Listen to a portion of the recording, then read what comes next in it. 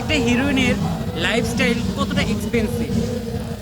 Expensive অনেক, কারণ আসলে আমাদের বাংলাদেশের আমরা অডিয়েন্স যারা আছে, যখন বের হই আপু একটা সেলফি তুলি বা একটু ভিড় হয়ে যাচ্ছে প্লেসটা, কিন্তু আমার মনে হয় যে তাদের জন্য একটু রিস্ক। আর আমি এখনও পর্যন্ত এমন সিচুয়েশন ফেস করিনি যে যেখানে আমাকে দেখলে দর্শক হুমড়ি খেয়ে পড়ছে।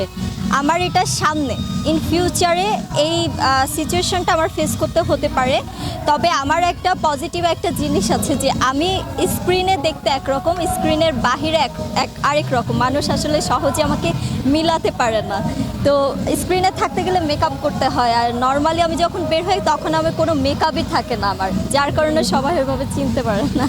আমরা মেকআপের বিষয়ে আসবো, তার আগে যেহেতু এক্সপেন্সিভ বা ড্রেস বিভিন্ন বিষয়ে কথা হচ্ছিল, আমরা জানি যে স্পেশাল কোনো প্রোগ্রাম বা রাজদীপার স্পেশাল কোনো ইভেন্টে সে ট্রাই করে আসলে নিজের ড্রেসটা নিজে মেক করার, মানে এত ক্রিয়েটিভিটি এত ডিজাইন রাজদীপার আসে কোথা থেকে? অ্যাকচুয়ালি আমার ড্রেসগুলো আমি যখন আমার এসএসসি এক্সাম দিই শেষ করি তখন থেকে আমি ট্রেলার্সের কাজটা শিখে রাখি।